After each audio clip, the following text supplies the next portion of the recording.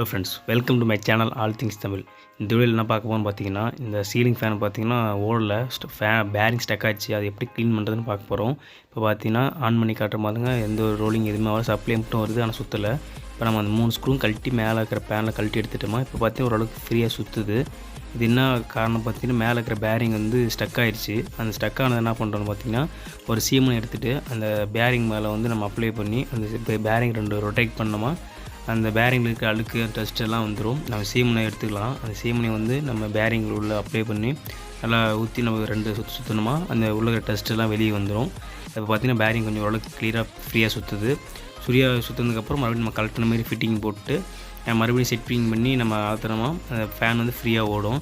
இது பார்த்திங்கன்னா மேக்ஸிமம் வந்து இது பேரிங் மாதிரி தான் பரவாயில்ல. அந்த அர்ஜென்ட்டுக்கு வேணால் இந்தமாரி ஒரு சின்ன மெத்தட் யூஸ் பண்ணி நம்ம யூஸ் பண்ணலாம். பார்த்திங்கன்னா இப்போ நல்லா ஃப்ரீயாக ஸ்பீடாக சுற்றுது. இந்த டெக்னிக் யூஸ் பண்ணி நீங்கள் உங்கள் வீட்டில் ஃபேன் ரெடி பண்ணிக்கலாம். தேங்க்யூ.